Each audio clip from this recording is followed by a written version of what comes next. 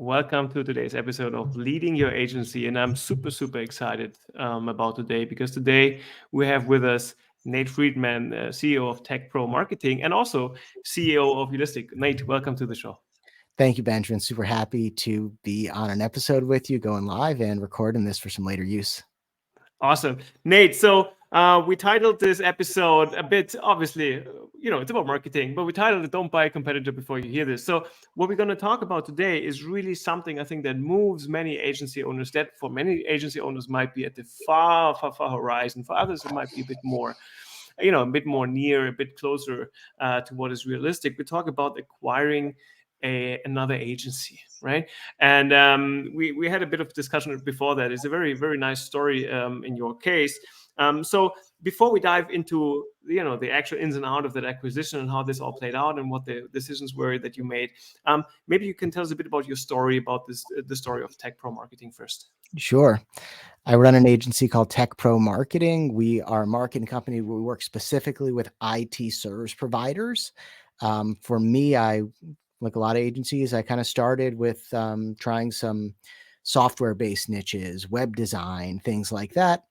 Eventually, I think we all hear the advice of niching down. It worked really well for me in 2018.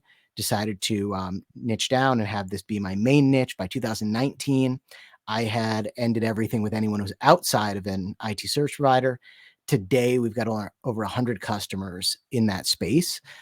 So we are experts in helping IT service providers with their marketing.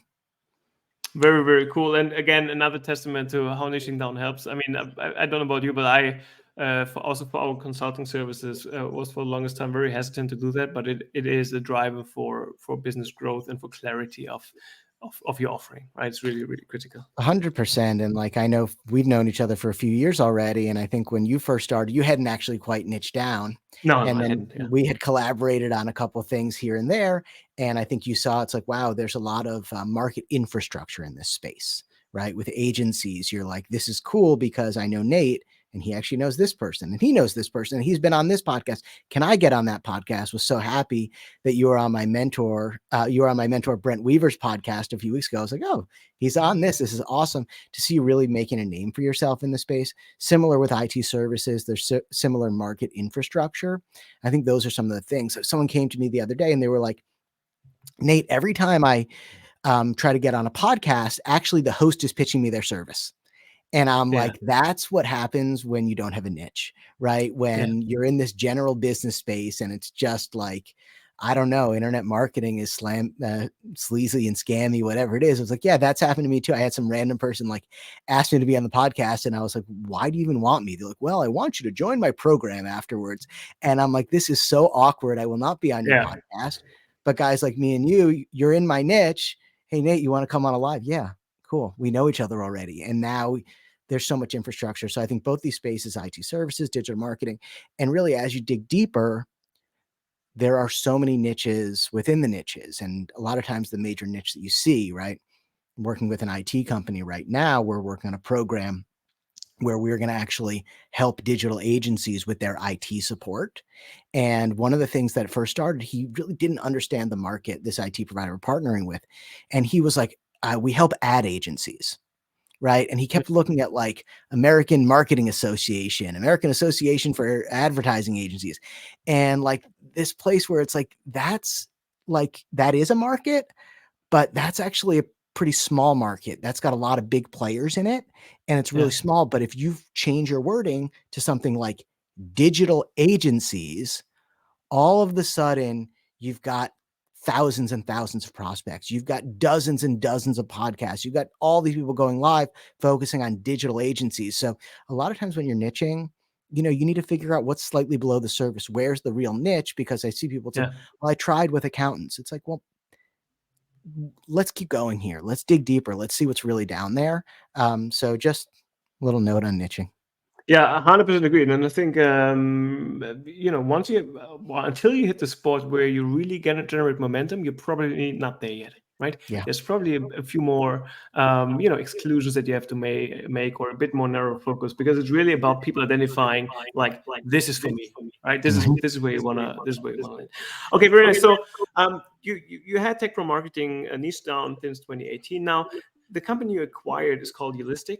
So can Yes. you share a bit about the story that led up to the opportunity to acquire Ulistic? Yeah. And I think this is kind of related to everything we just talked to about niching, about even the digital agency. So, and Brent Weaver. So Brent's my mentor. And one of the first things he taught me early on is when you niche down, one of the first things you want to do is create a map of your market, right? So what we did is we created an Excel spreadsheet, tried to list out all of the podcasts in the space, all of the events that happen in the IT services space, all of the blogs that are out there, all the newsletters, so that I could start leveraging some of this market infrastructure, right? Getting on LinkedIn Lives and things like that. But one of the tabs on our spreadsheet was actually competitors, right? And back then, early on, I didn't quite understand why am I making a list of competitors, but I kid you not, you can go back to my sheet, 2018, whatever it was, like January 2nd or something, forget what day, but in that, in 2018, I put in one competitor, Ulistic, right? They were kind of the most visible for me when I was going through Google. Um, Yeah. so just identifying that they were there and creating a list of competitors. They didn't quite do anything with it except just know they existed, right? I looked for guest blog posting opportunities. I've got a speaking opportunity I'm doing tomorrow for Super Ops in New York City. Super excited about that. But you want to, when you niche down, you want to create these connections. And I think at the time, maybe self-confidence, not really sure what the issue was, but I think I sent the owner of that company, Stuart, I just sent him like a LinkedIn connection request, and Yeah. hey, let's just stay connected. And I think for him, what he was thinking was, okay, here's another young guy trying to creep into my niche. Here he is. Let's see how long this lasts. Here's another one. Here's another one. And we've seen this with these kind of, if you read Brent's book, it's called Get Rich in the Deep End. It's about jumping into the deep end, really taking ownership of your market. You got a lot of niche tourists, right? These people that are like, okay, Transitioning through.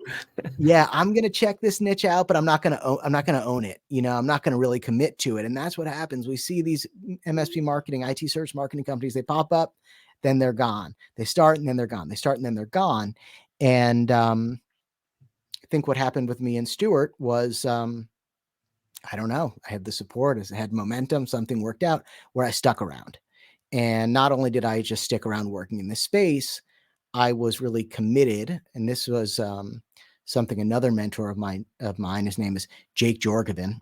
He runs a company called Content Allies. You might know him. It's a B2B podcasting company. He was like, Nate, if you're going to go after MSPs, if you're going to make this your target market, you need to have one singular focus, help them win more customers and do whatever it takes. I'm like, well, I don't know how to do that. Right. And he's like, you're going to figure it out. So I went on this mission, right? How can I become the best MSP marketer in the world, starting at 0 and become the best? And, it's not easy. And I'm not saying like I'm the best in the world, but that's my mission. That's my goal, to actually be the best. And I've worked hard on it over the last 5 or 6 years. And I've been doing everything I can. I've been providing value, sharing stories on LinkedIn, not trying to, nothing, there's no quick wins. Nothing's as easy as it looks. Just putting my head down, doing the work. And that's where some other people notice. And I think Stuart was one of those people that's like, okay, this guy has somehow passed my, he's made it through. I'm going to accept him as one of the people who's really committed to this market. And that's where our relationship began, and we started chatting a little bit on LinkedIn. Hey, you ever worked with these guys before? You ever worked with, run. If you get a contact request from them, don't accept it, and we were having fun. And I think a lot of people are so scared of communicating with their competitors. They're like, oh no, they're competing with me. You guys, there are 20,000 IT service companies in North America. I've got 100. Okay. Like I don't have the math right now. Is that 2%? Is that 0.2%? There's enough room for us all in the market. There really, really is. So I think we both had that mindset. And then we kind of built a little bit of a partnership, just kind of a coalition between the two of us of like, hey, we're both doing this the right way. I love the content that you're sharing. I love the content that you're sharing.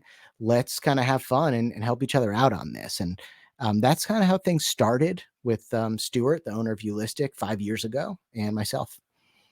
Nice, really cool. And honestly, I can't stress that enough because I've made the same experience. Talking to your competitors in a friendly way will never do you any harm. Not in our industry, not in any service-based industry, because you say the potential addressable market is so large, and the risk of really competing even on one single account is so minimal, right? And I also you might or might not know that this probably wasn't the case when we last spoke. I'm also the co-founder of a company called SOP Heroes, and Okay. it's a company based in Canada that writes standard operating procedures. Nice business. We found a great CEO that runs it today, but the guy, my co-founder, is a competitor. And he Yeah. basically, how we got in touch is a few months prior to my idea of starting as Heroes, he reached out via email. He's based in Canada and said, I still remember the email header was similar models question mark, and he was like, "Hey, seems like you're doing the same thing. Let's talk." Right? And it's Yeah. exactly the same thing. We talked, we built a relationship, we shared some tools. Never ever once competed, but now have another nice business going for us just because we talked, and we're addressing the same needs in our client base. So talking with competition, I think really is such a cool thing to do to forge these long-term valuable business relationship. And it's never really about what you know, right? It's never really about the knowledge you might share with someone, or expertise that you share, but it's about application. So the risk is so minimal and the gains are really, really large, the potential gains. And I mean, even on top of that, it's like, we all heard entrepreneurship is lonely. You're It is. you're by yourself, and we can join mastermind groups, we can join peer groups, we can, become friends with colleagues like we've got going on here. But I mean, how amazing is it when it's like, Yeah. wait a minute, me and you are the two people in the world that are like doing this exact thing. It's just us. And, my brother came down to a meeting with me and Stuart. He's my brother's like 6 years older than me. He was just coming with me to kind of support and help out with certain things. And he's like, whoa, you guys, like when you guys started talking, I didn't know anything you guys were talking about. Like you guys were really the two experts, you're the only two people that can communicate like this. So it's so cool to like find your long lost like business bestie and to view them as a competitor. I mean, what a just like overlooked opportunity. It's like you've got the biggest thing the greatest opportunity sitting right in front of you, and so many people ignore it. Yeah, love it, love it. Very true. So Nate, then approaching this final move of the acquisition, what led up to this? Like, how did that all plan out? Because I think many of the agencies are curious to see really how these things go, right? Yeah, so I think I'm like a lot of people and a lot of business owners where it's like, hey, I want to sell my business. Let's do this. What's the multiples these days? Yeah. 7 multiple, 10x multiple. What do I got to get my EBIT to do? And it's so fun to like think about this selling, and I think we all want to do it. And I was on that journey, just like going down that path. Like, how can I sell my business? How can I make it scalable? How can I make it attractive to private equity? How can I do a roll up? Where's the second bite of the apple? All these things. And in that process, I read like every book out there, Built to Sell by John Warlow. And then he's got a follow-up book, The Art of Selling Your Business. Adam Coffey has a couple great books on it. There's Built to Sell Radio. It's got like 300 episodes about founders selling their businesses. And along that path of kind of focusing on, I want to sell, I actually learned that understood the motivation of why you would buy as well. And then I was like, okay, it opened me up to the concept of buying, right? And I was like, maybe buying is the way to go. It's like everybody wants to sell, but these buyers they're not stupid. Yeah. They've got a strategy too. So I learned that strategy, and I reached out to a couple friends in my mastermind group. A gentleman named Ray Al, he's awesome. He bought an agency a year before, and he kind of told me through his story. And that happened.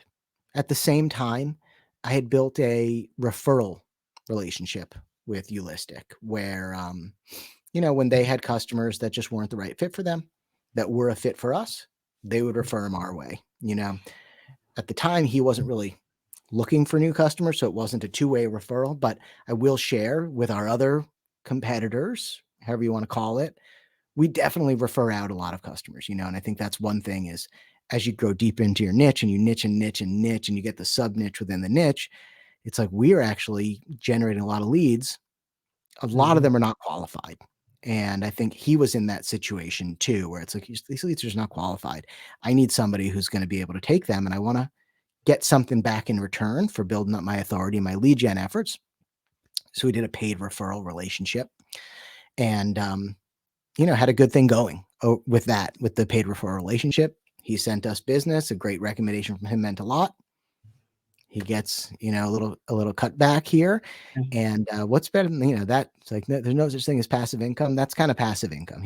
That's a cool thing about referrals. But it needs to be done right. So we had this referral relationship. And then I think maybe some of the people here have heard of a woman named Cody Sanchez. Mhm. And she's business influencer. She's really done awesome over the last few years. I think when she first started, or maybe when she first started becoming an influencer a few years ago, one of her main topics was about buying boring businesses Mhm. and just this concept that we have an aging population in the United States, that there are so many business owners every day who are retiring and their kids are not taking their business, right? The kids didn't want the business and they're not taking it. And that for entrepreneurs, this is an amazing opportunity to buy these businesses and to provide something much more valuable to this retiring population than just the payout, you know, because Yeah. if you're a business owner who's been doing this for 20, 30, 40 years, you've done well, you've built a good business. It's like, you know, when I told you my story, kind of, I want to sell, I'm looking for these multiples. It's no longer your motivation, right? Your motivation is, I don't want to let down my customers. I've had customers working with me for Decades, probably. decades at this point. Yeah. Mm. They Mm. trust me, and I want to make sure that whatever happens next for them is a good thing, right? And money, it's important, right? It's going to play a Yeah. role. We need to have a fair deal here. But your values, I think, and this is kind of the retiring population as compared to someone who's going for like an early retirement, right? In Yeah. early retirement, you're like, let's max out my multiples. But I think if you're really retiring and you're already set for your retirement, you've got everything organized, you want to get paid fairly, you want to get compensated fairly, but at the same time, you want to make sure your customers are taken care of. You want to make sure that you leave a legacy, that your brand is still active. You want to make sure that your baby doesn't get run into the ground, because that Yeah. happens a lot, you know? Um, so I think that was Stuart's motivation when he was getting ready to retire. And that was the situation with us where, yeah, we talked about it and we worked a few things out. We made it financially make sense. But we also focused on, let's do the best thing for the customers. Let's do the best thing for your brand. Let's allow you to stay active in the ways that you want. And, you know, really, let's let you go out and do the things that you're ready to do in your life. Because I think we all know, like, being a business owner, it's stressful. There's some very, very annoying parts of it. There's some amazing highs, Yeah. there's some awful lows. We're all facing them, you know, and I think at a certain point, it's like, can I just move on? Can I just move on with my life, please? And we kind of reached that point. So everything aligned for the acquisition in that sense. Yeah, really cool. Can you so with regards to Ulistic and TechPro marketing at the time, and I think we're talking about late last year, right? Where that acquisition took place. October 28th, around that date. Oh, all right. Okay, October. So, what was the size relationship between the two? Were they more or less equally sized? What was the the how big was your appetite at that acquisition? What was the structure of the deal with regards to size? Equally sized customer Okay. base. Yeah, so about equally sized customer base. And yeah, it did kind of double the size of our business in Wow. one swift go. Um, yeah. Yeah, that's okay. That's pretty massive, right? I mean, bringing that all in, which again, I think from me, from an operations perspective, the most interesting thing is how did you then, how did you then go about integrating the two? Or what was the strategy there? Did you, and maybe make this a two-parter, did you have a clear strategy when you agreed on an acquisition of what you want to do with Holistic, its client base, its operating model, the team, the brand? So did you have that clear strategy in mind? And the second part of the question is, was it what actually happened and what you were able to successfully do? Or how did you end up really going about the post-merger integration of Holistic? What was your strategy? Yeah, great question. So for us, it was, we didn't do much of a transition just for kind of the life events that Stuart wanted to do and some of us other key account managers. We just pulled off the Band-Aid and we took over. That was, we did our, and I think acquisitions are challenging in this one sense that you don't know if they're going to go through. So you try to plan as much as you can beforehand. You want to put in as much effort as you can beforehand, but you don't want to jinx it, and you don't want to like over prepare and then have it not go through. So I think that was kind of a little bit of the art of it. That was definitely a challenge of how much preparation do we do? How many new people do we need to hire? How much do we need to get our bench ready? And for us, I think there were a few great things that lined up. We had been trying to sign a new account strategist for our team, a gentleman named David Carter. He had kind of been on our bench, been on our radar for a while. And we actually didn't have enough work for him. We're like, we want you, but we don't have enough work for you. Can we kind of start you part-time? And thinking about some different ideas. Well, that was like, okay, we've got enough work for you and double, and I think, luckily, we had some great team members that were staying from Holistic, but we're an organization, we use pods, right? And we've got different kind of groups to handle customers. When you've got a large customer base, I think when you've got like 20 to 30, you just have one company. But then when you get 60, you kind of need two different pods managing them, and maybe each account manager like leads a pod, something like that. It depends on how you're structuring your organization. I'm sure you've got a lot of ideas on that. But we had to kind of restructure all our pods. We had to make sure that all our current customers were getting the same service, that everything, they didn't skip a beat. That was like one of our number one priorities. But then we also had to integrate all of the new customers. And I think the new customers were probably, I think they were, had a little bit more, gave us a little bit more leeway than our past customers. And I think that makes sense. Like the new customers are like, all right, we want to help Stuart do this too. We love him. We believe in him, and we want him to transition to, whatever he's doing next. So we're going to support him in this. I think that our existing customers are like, yeah, so that they gave us a little leeway. Not that our existing customers didn't, but we didn't want to test them that way. Hey, we acquired a whole nother company. You're not going to get much attention. I don't think that's quite fair. They don't get anything out of it, where at least the Holistic customers, they did get a little bit out of it, of being like, hey, I've been supporting this company for so long. I want to see the owner do great. So we had to do a lot of onboarding. I think like our max onboarding before this acquisition, luckily we had been like, how can we scale this? Can we onboard 6 in a month? What's going to happen? And we had gotten to like six new customers in a month, but then all of a sudden we had like 60 over like 2 months. And that was challenging to get on board with everyone. That was a lot of meetings. That was a lot of, understanding who everyone is, who's the decision maker.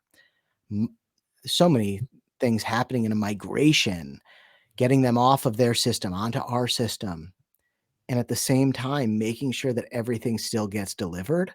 Us integrating new people into our team, not just from Holistic, but like I mentioned, David Carter, great thing for us has been this idea of building up your bench, right, of team members that can come in and have an amazing impact, trying to build a bench of people that, not just are great people and great at doing their job, but also have the exact industry experience that you're looking for, so they can really come in and do it. So I think the stars aligned for a few of those, but it did take us about maybe about 6 months until we had everyone set up on the new system. We had a chance to kind of go through and not just keep everything rolling, but get everyone on the same page so that we could get back to business, where we could get back to measuring results across our entire customer base. As a niche marketing company, one of the unfair advantages that we have is that we have market insights that nobody else has, right? Because we can actually see what's happening among 100 customers. We can look at that and identify trends and things like that. So we had to standardize everything so we could get back to my original mission that Jake Jorgensen sent me on, which is helping provide the best return on investment that IT service providers can get in the market.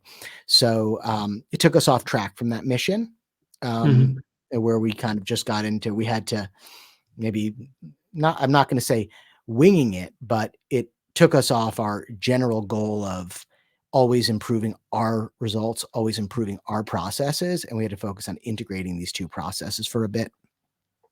But I mean, it's fantastic to hear that you manage it, because I mean, there's probably an equally sized group of acquisitions where this is not going well, right? Where the integration doesn't go well, and where there's actually not so much success. I want to tune in on one thing that, or on a topic that was ringing through what you said over the, about a heuristic and its client base and the owner. So it sounds a lot like a family affair to a certain degree, right? So it's a lot. It has much.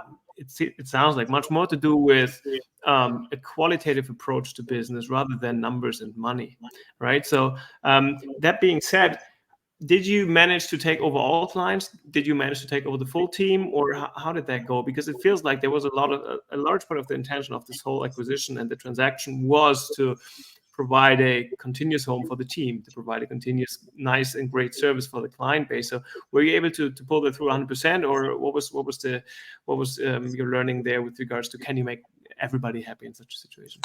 Yeah. So you're right. And it totally was a family affair. It totally was qualitative. I think that's like a great way to put it. And I think that's probably something that you really need to think about when you're merging, acquiring, selling service-based businesses. A lot of them are family businesses. Even if it's not a family business, it's an owner's business. It's their baby, and there's that whole element of it. For us, we did identify a certain portion of the customers that just weren't going to be a good fit to join the new heuristic. And for them, we didn't even merge them, right? Stuart had another plan for them. He set them up on that. He said, you know what, like, you're not heuristic. You're going to go this other direction. This is what I want to do with you guys. It's not right for them. It doesn't fit the model. And for them, they didn't join. So that was kind of a great thing to start with. And then for the ones that did join, there was a period where I think industry average in the digital marketing space, we're seeing a maybe average churn of somewhere between 3 to 6%. And this is cool. Like, hey, if you've got 20 customers, like, you're not losing a customer. You might lose a few customers a year. It's fantastic. But on average, for certain reasons, whatever they are, digital agencies, you guys, I know when you're early on, you're like, I'll never lose a customer. You're going to have to somehow face this point where it's like, we lose customers. We're like every other business in the world. Every business churns, and the industry average is 3 to 6%. You always want to beat that. But for us, we definitely were way higher than that for a few months, because you have to make a decision, right? It's like, should I stay up all night and fix this relationship with this customer? Should I bend over backwards to do this? And then maybe they're going to churn 3 months later? Or should we just make a difficult decision right now and say, we really wanted this to work, but your expectations are here and ours are here? Or, maybe we have to go our separate ways. So we had to let a couple customers go and just say, the way that you're doing things, like, for example, we had this minor thing, right? For us, when we're meeting with our customers, we have a policy that we have our video on, they have their video on. They have one key decision maker that we talk to. I think that's a great thing for a lot of agents to do. It's never an issue when we onboard a new customer from the start. It's like, yeah, this is our process. It's never a big deal. It never comes up. But they had some customers where they've got 5 people sitting in a boardroom and we're up on a screen and they're looking at us and some guy's on his phone in the back. And we're just like, like, totally get this is right for certain agencies. This is not our style. We just can't collaborate this way. And we're just going to recommend you go in another direction. And then there were, I think the more often than not, we maybe had a couple hiccups, right? And Mhm. we had like some glitches in our system. But I think what we've always trained our team is like, look, it's okay to break an egg here and there. We're a high growth organization. You're not going to get there without cracking an egg. We don't want perfection out of anybody. We want you guys to help our customers get amazing results. And sometimes when you focus 100% on results, and I mean, but if you focus so heavily on results, you're going to make a mistake here and there, right? You can try to be perfect, but then it's probably going to be hard to get amazing results. So just kind of getting in that line of communication with the customers. We had one of our customers, a gentleman named Michael Anderson. He had come over from Eulistic, and he was a little bit weary, but he was also one of the customers that was just like super passionate about like, hey, I view this as an opportunity, and I want to be like your, please like focus on me, like I'm going to be here for you. I want Okay. you guys to grow and I want you to have success, but I really know that if I help you guys, you're going to help me back.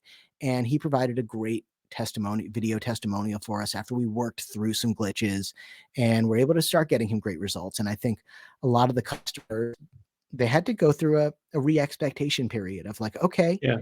this is not the same like family business that I'm used to working with, right? This is not the same level of attention, but where they're not going to give you that element of it, there are these other elements of that are actually better, right? And I think every agency has their own unique mix of what they provide: relationships, results,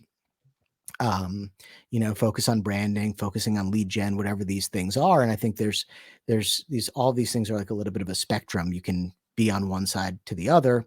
We probably shifted from an agency that focused more on relationships and branding to a agency that focused more on results and return on Yeah. investment. And this is hard for people to understand, that it's like, oh my gosh, I'm not getting all this personal attention anymore. But once the results started showing up, they're like, okay, I'm good, Okay, that works. yeah. And I think, but then that was a small percentage. I would say the majority of them, they were getting good results. They had a good relationship. They came to us. They kept getting good results. They kept getting a Yeah. good relationship, because when you're getting good results, it's so much easier to have a great relationship. You Of have someone, course. No. Yeah. hey, you Yeah. won three deals since our last call. How's it going? Oh, I love you guys. Yeah. So it's all related. And I think overall, I think all parties are pretty happy with the end result. And I think for two, small businesses, like neither of us are large business, small service-based businesses, to complete a merger like this, I'm very proud of what happened, and just happy to now have Stuart like 100% supporting us, and he had built his business. He had been a supporter of TechPro marketing even beforehand, but now it's like we've got his brand incorporated, and he really can support us, and he can really be a bigger part of it. So he's an advisor to our team now, really like providing tons of amazing insights. We're getting better results than we've ever had for both groups of customers, because there were some things we did great that they weren't doing so well on. Yeah. But there were also some things that they were doing great that we weren't doing so well on. So we combined all of this knowledge between these two organizations, right? We doubled our amount of industry knowledge and data that we can use to help our customers get results. So I think that was probably because I'm focused on results. I want to help our customers get clear return on investment from their investment with us. This is something that really was a major benefit for me, and also just very affirming to see the back end of another agency, to see the backside of your competitors and say, okay, yeah, we were, even before this, we were doing good stuff, and now we're going to do even better. That is fantastic. I mean, honestly, I love how this story shows how it is a people business in all directions: clients, team, the person steward, right? That you bought the company from. How much it is about personal relationship and connection, right? Yeah. And the other thing, and I think there's one thing that you mentioned to me in one of our messages that we exchanged shortly after the acquisition, is where you said, wow, it really gave the whole team, and probably including you, I could imagine, a huge boost in confidence. Yeah. Probably due to not only the increase in size that you have, but just seeing what you just described at the end, right? Seeing the operations, the inner workings of another agency that delivers equally or that delivers an equally good service, but just seeing how that you are doing well, right? Because Yeah. oftentimes I think that's true for many agencies. It all feels like very, very half-baked. You don't really know what you're doing, right? That's Yeah. what it feels like. But I think it helps to see outside of your own company, okay, we're actually doing not too bad, right? Our processes are good. The way we do things is actually not bad, right? So that's yeah, I love the story. Really, really nice story. Nate, to close off with, if you're thinking about an agency owner that's considering acquiring another either competitor or maybe also like some form of a service that might be just adding to their mix. If you had like 2 or 3 recommendations for somebody playing around with that thought, both with regards to should I do it at all, how to maybe how to go about identifying a company that might be worth buying, or with regards to how you integrate that company into your operations after. If you had like 2 or 3 key points of advice, which ones would those be? Sure. So number one is kind of similar to some of these things that Cody Sanchez says. You might see this a lot in real estate investing, and it's find off market deals. So Yeah. if you're like, I'm going to buy a business, and then you're just going to the marketplace, there's a lot of websites out there. I don't know the names of them, but like buyabusiness.com, things like that. You're going to be competing with all the other buyers out there, and the price is going to be a bidding war. What real estate investors do when they're doing these flips, they don't go to MLS to find the houses they're going to flip. They go knock on ugly houses, right? And they say, hey, I'm looking to buy your house. Do you want to move? I can pay cash. And these are the types of deals that you're going to be looking for, is look for off-market deals. So I think if the deal is on the market, not saying it's not worth it, but I think for people like us who are trying to buy smaller service-based businesses, incorporate them into our business, we're not doing a flip, we're not doing a roll-up, we're not doing anything crazy like that, then I think look for off-market deals. That's probably number one. Number two is just build a relationship. Potentially start with a strategic partnership, an affiliate relationship, a referral relationship. You don't have to just go right in and buy the business. Start it that way. Very cool. And I second that. I mean, we have a joint contact that we've been speaking to also about acquisition, and we had the same discussion around.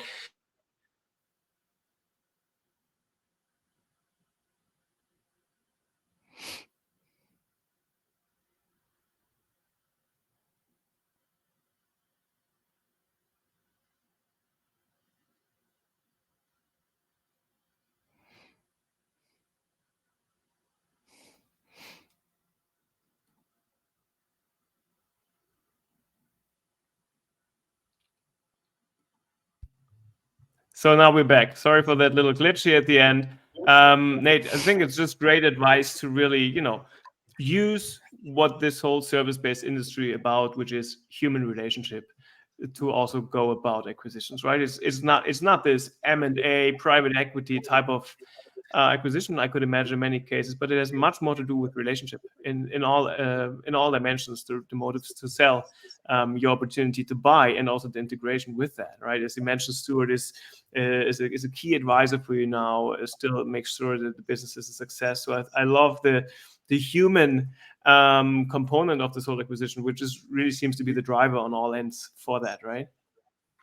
100%. And thank you for the amazing summary, because you gave me some clarity on everything here. So I think you just put a nice ribbon on that. Thank you, Benjamin. Thank you, Nate, for joining us here today. Really loved your story, and also, as you mentioned, onboarding. We will have the next leading your agency session on September 7th, talking about onboarding at scale. So it might just be a nice addition to what we're talking on today. Nate, thanks so much for sharing these insights. People can find us here on LinkedIn if they want to connect further. Thanks for sharing everything, and all the best for continuously, servicing the MSP industry and becoming the best MSP marketer in the world. I think you're on track. Thank you, Benjamin. Appreciate that. See you later. Take good care. Thank you. Bye-bye.